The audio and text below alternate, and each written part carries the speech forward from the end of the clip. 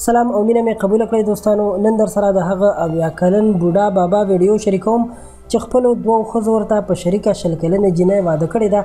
که څه هم دغه دواړه ښځې هم ځوانې دي، خو بیا هم دوی غوښتل چې خپل خاوند خوشحاله وساتي او د همدې لپاره یې هغه ته بلې ځوانې جنۍ سره واده کړی دی.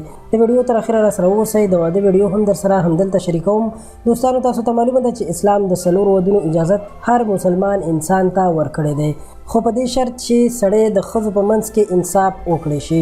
خو یوه ستونزه او مسله دا هم ده چې ښځې دا خبر نه مني او بده ګڼي چې په هغې باندې دې بله ښځه راشي او د هغه خاوند دې بله ښځه وکړي، ځکه چې په دې سره هغه داسې فکر کوي چې دا زما د کور ورانوالی دی، یعنې په دې سره زما کور ورانیږي.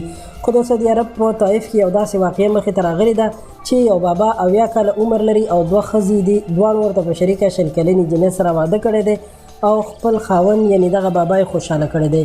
نو دغه 80 کلن سړي نوم اواد دی او ډېر خوشحاله دی او وایي چې زه خوش نصیبه انسان یم چې دغسې ښځې لرم او داسې ښځې لرل یو لوی دولت دی.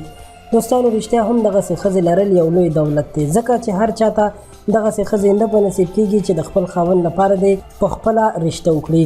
دغه دواړو ښځو د واده د ټولو میلمنو خدمت هم خپله کړی دی او ډېر په خوشحالۍ سره یې خلک رخصت کړي دي. چې خلکو د دوی دومره ښه اخلاقو ته کتلي، نو ټولو خلکو د دوی لپاره د ښه ژوند دعاګانې او د نیکو خواهشاتو اظهار کړی دی.